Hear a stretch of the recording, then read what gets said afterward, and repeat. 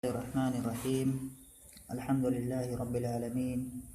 Wassalatu wassalamu ala asyrafil anbiya'i wal mursalin nabiyyina Muhammadin wa ala alihi wa sahbihi ajma'in wa man tabi'ahum bi ihsanin ila yaumiddin. Amma ba'd.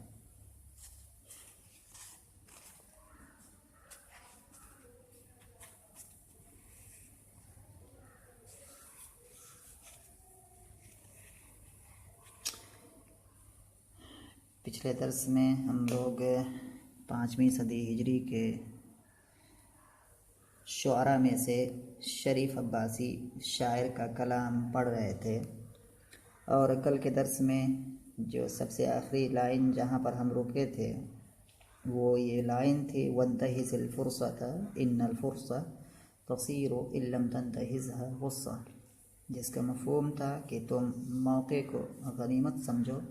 और मौके को गनीमत समझने से मुराद क्या है कि मौका दिखते ही उससे फ़ौरन जो है फ़ायदा हासिल करने की कोशिश करो, उसमें पीछे मत हटो, क्योंकि यही मौका जब हाथ से निकल जाएगा, यानी कि अगर तुम उससे फ़ायदा हासिल नहीं करोगे या उसको गनीमत नहीं समझोगे तो यही गले की हड्डी बन जाएगा, यानी कि यही बाद में खूब जो है तड़पाएगा आदमियों को। बहुत ज़्यादा बाद में अफसोस होगा कि काश कि वो जो मौका हाथ लगा था वो मौका मैंने क्या है हासिल कर लिया होता या उससे फ़ायदा मैंने हासिल किया होता और वो मौका ज़ाया ना जाता। ये बात आई थी और दूसरी जो जुड़ी हुई चीज़ें थी उस पर हमने बात की थी। यहाँ पर फिर शायर आगे कह रहा है, और ये जो अशार हैं जो चल रहे हैं इसके अंदर जो शरीफ अब्बासी शायर है वो हिकमत की बातें बयान कर रहा है, और हिकमत की बातें वो होती हैं जो उसका कोई आदमी क्या है अपने ज़िंदगी के तजुर्बात की रोशनी में कहता है मुख्तसर अंदाज में, चाहे वो शेर की सूरत में कहे या नस्र की सूरत में कहे, ये हिकमत उसको कहते हैं। हिकमत यही होता है। कह रहे हैं कि ला तहतक़िर शैअन सग़ीरन मुहतक़र,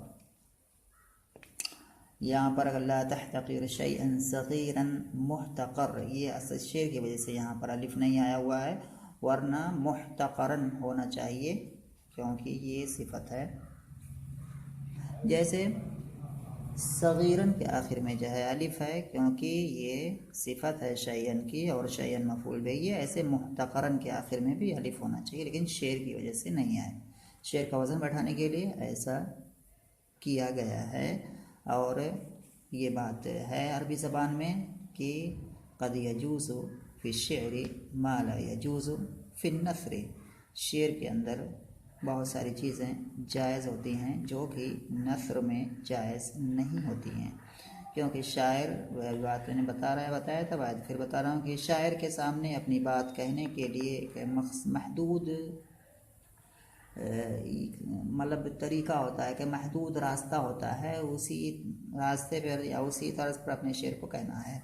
दूसरी तरह से कहेगा तो उसका शेर गलत हो जाएगा, यानी कि जो उसके औज़ान है मखसूस औज़ान है शेर कहने के जो कि 16 औज़ान है। लेकिन नस्र में कुछ भी नहीं होता है। नस्र में आदमी कहीं से भी इधर उधर घुमा फिरा के आगे पीछे कुछ भी कैसे भी लिखे उसकी बात क्या है सही हो जाएगी। इसीलिए आता है कि यजूज़ु फ़ी शेरी मा ला यजूज़ु फ़ी नस्री, ये बात कही जाती है कि शेर में जायज़ होती है वो बातें जो कि नस्र में जायज़ नहीं होती है। यहाँ मुहतक़र से बात आई थी तो कह रहे हैं कि फ़रुब्बमा असालति दमा अल इबरू, कह रहे हैं कि ला तहतक़िर, ये शायर कह रहा है कि तुम कमतर मत समझो किसी छोटी चीज़ को, यानी किसी भी हक़ीर छोटी चीज़ को तुम कमतर मत समझो।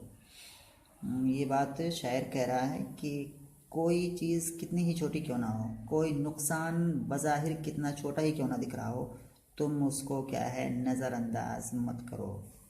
उसको मत ये समझो कि ये मेरा कुछ भी नहीं कर पाएगा, क्योंकि छोटी सी चिंगारी ही क्या है पूरे जंगल को जलाने के लिए काफ़ी होती है। तो कोई छोटा सा छोटी से छोटी चीज़ को भी क्या है तुम नज़रअंदाज मत करो।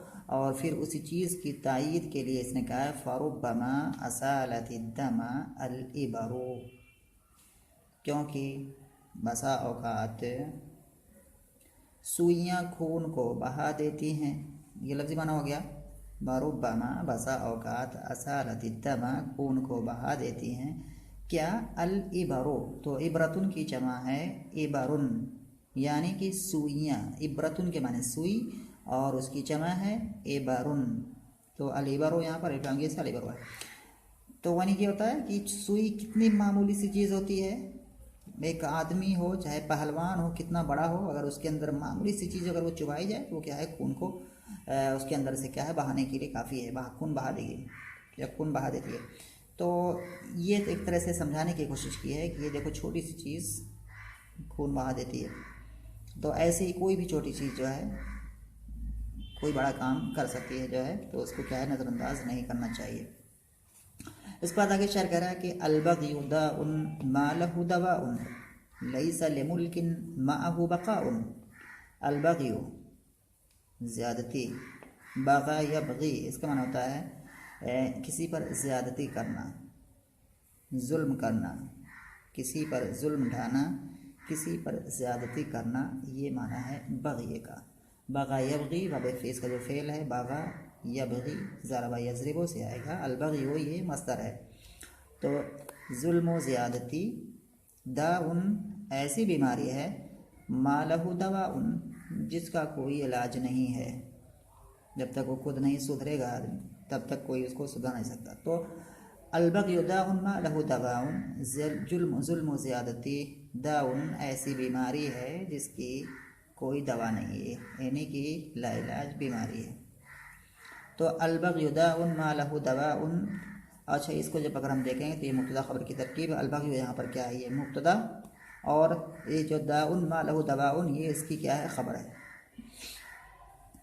दाउन कैसी है खबर है उसकी, दाउन ये जो हो जाएगा, ये पहले इसको मौसूफ बनाएंगे। दाउन के बाद एक जुमला है जो कि नकरा है।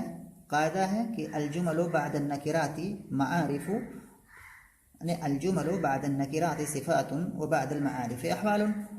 जुमले अगर नकरा के बाद होते हैं तो वो सिफत वाक़े होते हैं, और अगर मारफा के बाद आते हैं तो वो हाल वाक़े होते हैं। यहाँ एक जुमला है मा लहु दवाउन, नकरा के बाद आया है तो ये इस नकरा का सिफत बनेगा। तो ये जो जुमला है फिर ये कैसे, मा लहु दवाउन। मा यहाँ पर ये मानाफिया है जिसको नौ की किताबों में आया होगा, जिसको हम कहते हैं मा वाला अलमुशब्बहतानी बिलैसा, यानी कि जो लैसा के मुशाबे, यानी कि जो लैसा का अमल करते हैं उसी से मुशाबात की वजह से माँ। तो यहाँ पर जो माँ, ये माँ वाला और मुशब्बहतानी बिलैसा है। इसके बाद क्या है, दवाउ जो हो जाएगा ये उसी का इसम हो जाएगा, लहू उसकी क्या है, खबर मुक़द्दम हो जाएगी। जार मजरूर अपने महज़ूफ़ से मिल करके खबर मुक़द्दम। तो ऐसे ऐसे ये क्या हो जाएगा, पूरा का पूरा क्या है, ये जुमला इसमें हो जाएगा। और ये जुमला क्या है, दाउन की सिफत, और मौसूफ़ सिफत फिर क्या हो जाएगा, ये खबर हो जाएगी इसकी अलबग़यु की। उसके बाद कह रहे हैं लैसा लिमुल्किन माअहु बक़ाउ। लैसा लिमुल्किन माअहु बक़ाउ, किसी भी मुल्क के लिए उसके साथ बका नहीं है। माहू में जो हा की ज़मीर जा रही है, ये किधर जा रही है, ये इधर जा रही है अलबग़यु की तरफ। बग़यु के बारे में, यानी कि जुल्म ज़्यादती के बारे में बात चल रही है कि ये जुल्म ज़्यादती करके आदमी कितना भी बड़ा के बादशाह बन जाए, कितने भी बड़ा प्रॉपर्टी का मकान, कितना भी बड़ा क्या है उसका एम्पायर खड़ा कर ले, लेकिन क्या है ये सब किसी लायक नहीं है, ये सब ज़ायल हो जाएंगी, ख़त्म हो जाएंगी, उसका वजूद ज़्यादा दिन तक रहता नहीं है, तबाह हो जाते हैं, बर्बाद हो जाते हैं ऐसे लोग जो है। तो कह रहे हैं कि लैसा लिमुल्किन माअहु बक़ाउन, उस जुल्म और ज़्यादती के साथ किसी भी मुल्क के लिए बका नहीं है, चाहे ये मुल्की पैमाने पर हो, चाहे ये शख्सी पैमाने पर हो। कोई शख्सी तौर पर जो है जुल्म ज़्यादती करके अपना कुछ बहुत बड़ा बना हुआ है, या कोई बादशाह दूसरों पर जुल्म ज़्यादती करके बहुत बड़ा बना हुआ, तो ऐसे किसी के लिए भी क्या है, बका नहीं है, मौजूद नहीं है। तारीख़ उसकी गवाह है, तारीख़ में क्या है, उसकी मिसालें मौजूद हैं, फ़िरौन से लेकर के दुनिया भर की मिसालें मौजूद हैं। तो करके लैसा लिमुल्किन माअहु बक़ाउ, किसी भी मुल्क के लिए उस जुल्म ज़्यादती के साथ बका नहीं है। ये जो जुमला है ये लैसा यहाँ पर अफ़ाल नाक़िसा में से है, फ़ेल नाक़िस है। लिमुल्किन माअहु बक़ाउ, लैसा लिमुल्किन यहाँ पर हो जाएगा बक़ाउन माअहु लिमुल्किन। लैसा का इसम यहाँ पर जाएगा, लैसा का इसम यहाँ पर मौखर है, बक़ाउन जो कि बक़ाउन नस्ल में है, लेकिन बक़ाउ जो है ये शेर के वजह से मैं पढ़ रहा हूँ इस तरह से वज़न बैठाने के लिए। तो लैसा लिमुल्किन माहू बकाऊ, तो यहाँ पर लिमुल्किन क्या है, ये लैसा का खबर मुकद्दम हो जाएगा। और यहाँ पर जो है, यहाँ पर महज़ूफ़ मानेंगे, इसका जो मुतअल्लिक़ होगा यहाँ पर हम इसको महज़ूफ़ मानेंगे, जो कि क्या हो जाएगा, काइनन लैसा काइनन लिमुल्किन। तो इस तरह से काइनन यहाँ पर मानेंगे, लिमुल्किन उसी से मुताल्लिक़ हो जाएगा और ये खबर मुकद्दम हो जाएगा। और माहू बकाओ, ये पूरा क्या बनेगा, ये ऐसा का इस्म मुअख्खर बनेगा।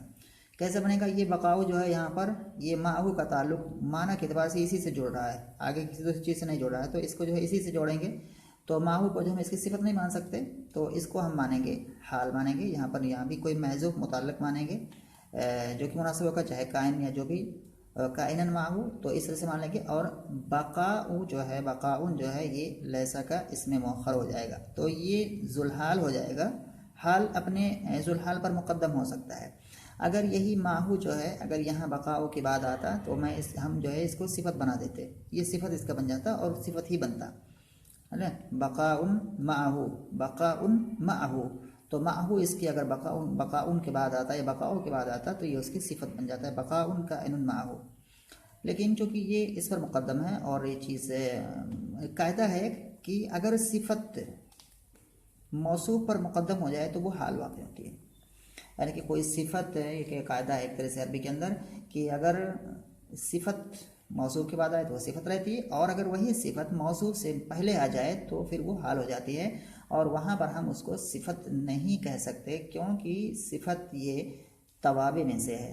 जो तवाबे हैं, जो कि नौ की बहस में है, कि जैसे कि सिफत, ताकीद, बदल, अत्फ़, बहर, फत्व, बयान, ये सारी चीज़ें जो पढ़े हैं तो उनमें से एक सिफत है। तो सिफत ये तवाबे, और ताबे का माना होता है कि किसी के पीछे आना, किसी के बाद में आना, बाद में आने वाली चीज़। ताबे माने किसी के बाद आने वाला। तो सिफत मौसूफ के बाद आती है, ज़रूरी है ये, मौसूफ से पहले कभी भी सिफत नहीं आएगी। और वही सिफत जब मौसूफ से पहले आ जाएगी तो उसका एराबी हुक्म बदल जाएगा। तो माहू जो है यहाँ आ जाएगा तो ये हाल हो जाएगा और ये सुलहाल हो जाएगा। अगर यहाँ होता तो ये मौसूफ होता, ये सिफत होता, बकाउन माहू होता तो बकाउन मौसूफ, माहू सिफत। लेकिन जब माहू पहले आ गया तो माहू अब ये हाल बन जाएगा, ये जुल्हाल हो जाएगा। इस तरह से ये हाल और जुल्हाल, फिर इसको हम बनाएंगे लैसा का इस्म, और ये लैसा की खबर जो कि मुकद्दम है। और इस तरह से ये जुमला क्या है, ये जुमला फेलिया है, क्योंकि लैसा ये भी फेल है, फ़ाइल नाक़िसा में से है। इसके बाद फिर आगे कह रहे हैं, वल्गद्रु बिल अहद क़बीहुन जिद्दा, वल्गद्रु बिल अहद क़बीहुन जिद्दा। अलगद्र मानता है, मैंने बात शायद आज क्या करें कि गदरा मानता है गद्दारी करना, यानी कि धोखा देना। आहद के साथ इसका अगर लगाएंगे तो आहद माने आहद व पैमान, मुआहदा, तो आहद व पैमान की खिलाफ वर्जी करना। अलगद्र बिल अहद यानी कि आहद व पैमान या अहद शिकनी करना। ज़्यादा मतलब जो है, इसको अगर हम अच्छे अंदाज में कहें तो अहद शिकनी, तो अहद शिकनी यानी कि अहद को तोड़ना या अहद व पैमान को तोड़ना, अहद व पैमान के साथ गद्दारी करना, यानी कि अहद व पैमान को तोड़ देना। क़बीहुन जिद्दा यानी कि बहुत ही ज़्यादा बुरा है। क़बीह फ़ईल के वज़न पर है, कबोहावी कबाब करमा से है, सिफत का सेगा। क़बीहुन जिद्दन, जिद्दन के माने क्या था, बहुत। जैसे इंग्लिश के अंदर इसको कहते हैं वेरी, वेरी जो है, वेरी में कहते हैं ना जय्यद, जिद्दा यानी कि वेरी गुड। तो जिद्दा के मतलब वेरी यानी कि बहुत, यानी कि कसीरन। तो ये हो जाएगा जद्दा या जिद्दो जिद्दन। तो यहाँ पर जो है मस्दर है ये, इसका जो अक्सर जो है जुमलों में, अक्सर जो है कलाम में ये इस्तेमाल होता है, ये वाला जिद्दा। लेकिन इसका एराब क्या होगा, यहाँ पर इसका एराब क्या दिया जाएगा, नहवी एतबार से इसको हम क्या कहेंगे, तो नहवी एतबार से इसको हम कहेंगे जिद्दन। ये मफ़ऊल मुतलक होगा, मफ़ऊल मुतलक होगा। मफ़ऊल मुतलक कैसे होगा कि ये जो है जिद्दन यानी कि यहाँ पर जो है ये कसीरन के माने में है, और इसका जो ये सिफत होगा और इसका मौसूफ महजूफ होगा।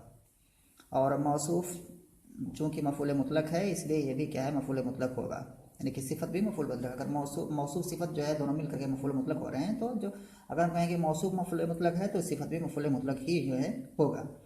असली इबारत कैसे बनेगी इसकी, क्यों इसलिए बता रहा हूँ क्योंकि अक्सर जगह क्या है, हम पढ़ते हैं तो अक्सर जगह क्या है, ये जिद्दा जिद्दा आदम मिलेगा जो है, हमें अक्सर जगह मिलेगा। लेकिन इसलिए मैं इराब बता रहा हूँ क्योंकि मतलब अक्सर लोगों को हो सकता है ना पता हो कि जिद्दा का इराब क्या होता है।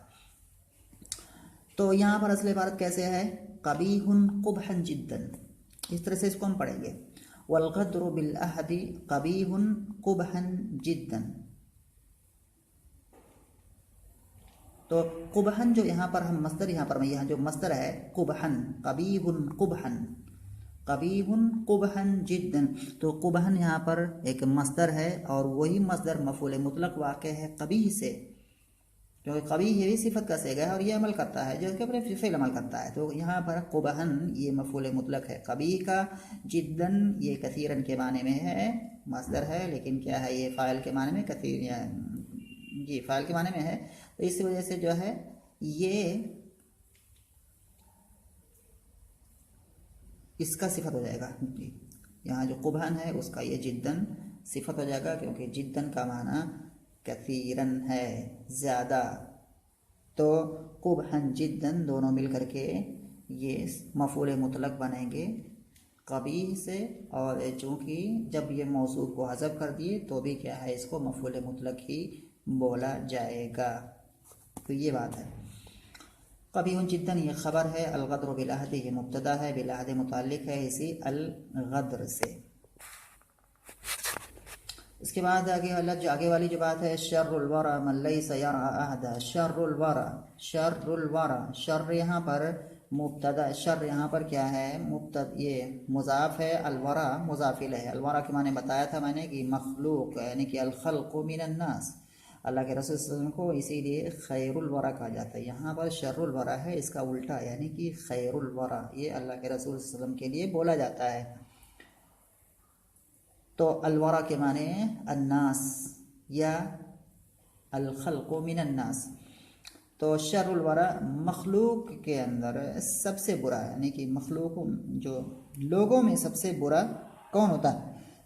मन लैसा यरा अहदन, वो शख्स लैसा यरा अहदन जो कि अहदो पैमान की रिआयत नहीं करता है, इसकी हिफाजत नहीं करता है। रा यरा के माने हिफाजत करना, तो रा फ़तह से अहदन अहदो पैमान, तो मन लैसा यरा अहदन जो अहदो पैमान की हिफाजत नहीं करता है वो आदमी मखलूक के अंदर सबसे बुरा आदमी होता है।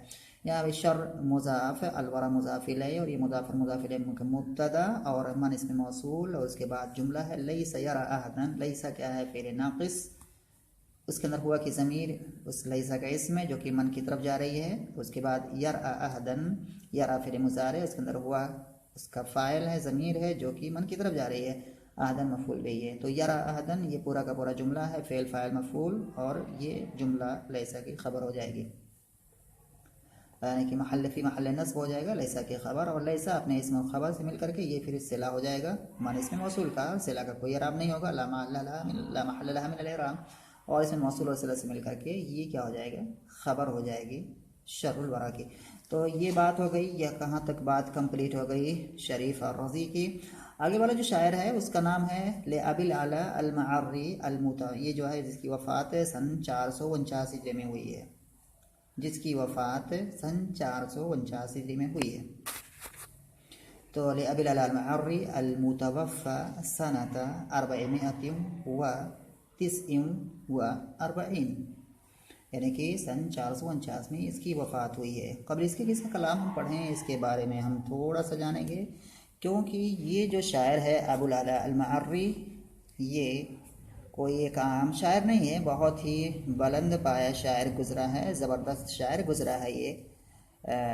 और ये जो शायर है ये जो इस्लामी तारीख़ है या कि जो अरबी अदब की तारीख़ है उसके अंदर जो असर अब्बासी है, असर अब्बासी जो कि इस्लामी तारीख़ है उसी तर्ज़ पर जो अरबी अदब की तारीख़ भी है, यानी कि पहले असर जाहिली आता है, बात मुख्तसर मैंने पहले बताई है, असर जाहिली, फिर उसके बाद असर सदर इस्लाम, और उसके बाद अल-असरुल उमवी, अल-असरुल अब्बासी, और उस तरह से बाबात तमाम उसूल, यानी कि यहाँ तक कि हम असर हदीस तक पहुँचे। तो जो असर अब्बासी है तो असर अब्बासी का ये शायर है, यानी कि अब्बासी दौर का ये शायर है, एक बहुत ही अजीम या बहुत अजीम तरीन बहुत ही बड़ा शायर गुजरा है असर अब्बासी का। बल्कि अगर असर अब्बासी को हम उससे हटा करके बल्कि ये अरबी अदब की जो पूरी तारीख़ है उसमें देखेंगे तो उसमें इसका नाम क्या है ज़रूर आएगा, क्योंकि बुलंद पाया शायर है अबुल अला अल मअर्री, और ये 5वीं सदी हिजरी का शायर है। ये जैसे कि इसके मैंने पहले जो इसकी जो लिखा हुआ है कि जो सन लिखा है इसको वाज़े है। इसके जो है अल-मअर्री ये निस्बत है मअर्रतुन नुअमान की तरफ। मअर्रतुन नुअमान एक शहर का नाम है जो कि सीरिया में यानी कि सूरिया में वाक़ है। बात है इसके बारे में कल के दर्स में इंशाल्लाह हम आगे पढ़ेंगे और इसी पे